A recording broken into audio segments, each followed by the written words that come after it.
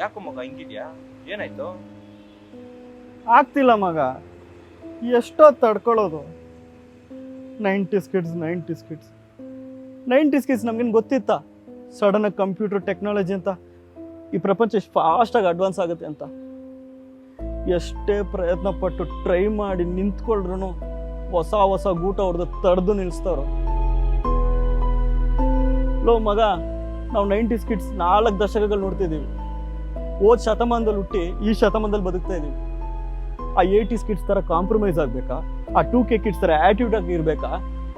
ಏನೋ ಯೋಚನೆ ಮಾಡೋಷ್ಟರಲ್ಲಿ ಜೆನ್ಸಿಯನ್ ಹೊಸ ಜನರೇಷನ್ ಬಂದ್ಬಿಡ್ತು. ನಾವು ಸ್ಕೂಲಲ್ಲಿ ಇರ್ಬೇಕಾದ್ರೆ ಡಿಕ್ಷನರಿ ಕೂಡ ಮುಡ್ತಾ ಇದ್ದಿಲ್ಲ. ಇವಾಗ ಇವ್ರು ಹೇಳೋ ಹೊಸ ಪದಗಳು ಗೂಗಲಲ್ಲಿ ಸರ್ಚ್ ಮಾಡಿದ್ರು ಸಿಗ್ತಿಲ್ಲ ಕಣ.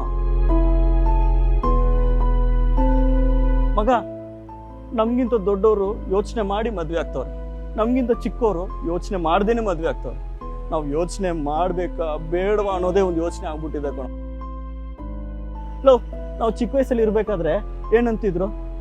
ಒಳ್ಳೆ ಮಾತಲ್ಲಿ ಮಾತಾಡ್ಬೇಕಪ್ಪ, ದೊಡ್ಡವ್ರನ್ನ ಗೌರವಿಸ್ಬೇಕಪ್ಪ, ಹುಡುಗಿರಿಗೆ ರೆಸ್ಪೆಕ್ಟ್ ಮಾಡ್ಬೇಕಪ್ಪ, ಆಗಿರ್ಬೇಕಾ ಈಗಿರ್ಬೇಕಾ ಅಂತ ಇರುತ್ತಾನೆ. ಈಗ ಅದೆಲ್ಲ ಕ್ರಿಂಜ್, ಬೂಮರ್, ಪೇಟ್ರಿಯಾರ್ಕಿ, ಫೆಮಿನಿಸಮ್, ಟೆರರಿಸಮ್ ಅಂತ ಏನೇನೋ ಹೇಳ್ತಿ ಕನ್ಫ್ಯೂಸ್ ಮಾಡ್ತಿದ್ದಾರೆ ಕಣ. ಏನು ಸರಿಯಾಗಿ ಹೇಳ್ತಿಲ್ಲ ಕಣ. ಈಗ ಯಾರು ಏನ್ ಸರಿಯಾಗಿ ಹೇಳ್ತಿಲ್ವೋ ಮಗ, ಅದು ಸೀರಿಯಲ್ ಡೆಲಿವರಿ ಅಂತ ಓದ್ತಿದ್ದಾರೆ ಕಣ. ಅದು ಸರಿಯಲ್ ಡೆಲಿವರಿ.